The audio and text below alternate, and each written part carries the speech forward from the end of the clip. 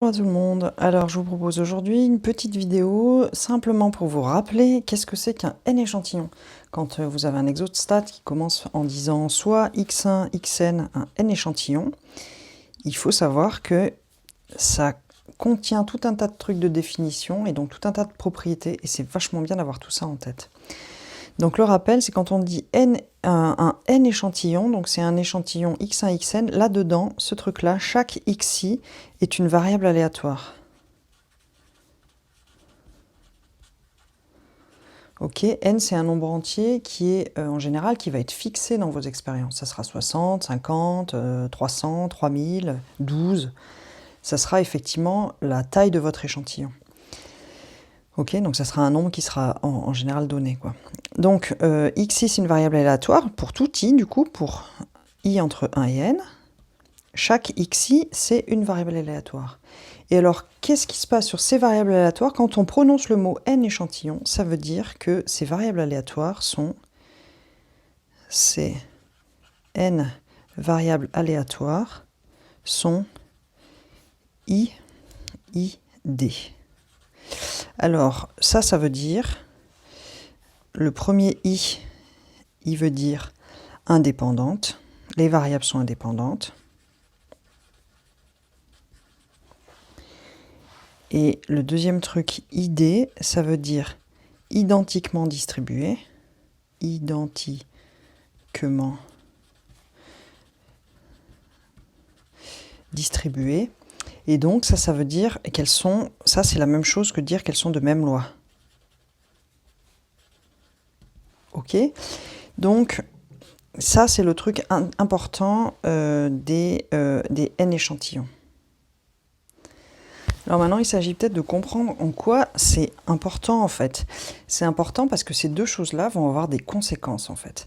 Ça va avoir des conséquences. La première, la conséquence du fait que c'est indépendant, ça va être que la covariance entre une variable xi et une variable xj qui est dans cet échantillon, cette covariance, est 0 si jamais i est différent de j. Et la deuxième conséquence, c'est comme elles ont même loi, elles vont avoir même espérance, c'est-à-dire que e de xi égale à e de xj pour tout i et j. Et autrement dit, on peut dire que e de xi, on pourra à chaque fois le remplacer par e de x1, la première. Parfois, on dit que c'est e de x et on appelle x une autre variable qui suit encore la même loi, juste pour pas se taper le 1. Mais l'idée, c'est qu'on peut prendre n'importe laquelle, donc on en prend une en fait. Et de la même manière, la variance de xi, c'est la même que la variance de xj pour tout ij. Autrement dit, la variance de xi, c'est quelque chose de constant, c'est la même chose que la variance de x1. C'est la même chose en fait. Et donc, une autre conséquence de ça, un autre round de conséquences, c'est que, donc là j'ai fait des vidéos pour ça, qu'on va avoir des formules pour l'espérance de xn bar.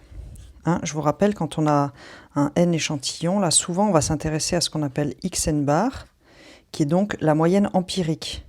1 sur n, somme i égale 1 à n des xi. La moyenne empirique de l'échantillon. Donc e de xn bar, on a déjà vu une formule et vous pouvez aller regarder la vidéo et ça donnera e de x1. Toujours en fait. Et de la même manière, on a une deuxième conséquence aussi, c'est que la variance de xn bar, c'est égal à la variance de x1 sur n. Donc si jamais on suppose que c'est de même loi, et par exemple une loi qui admet une moyenne qui est mu, que ici la même moyenne de tout le monde c'est mu, et que la même variance que de tout le monde c'est sigma 2, ben ici ça fera mu, et ici on trouvera sigma 2 sur n.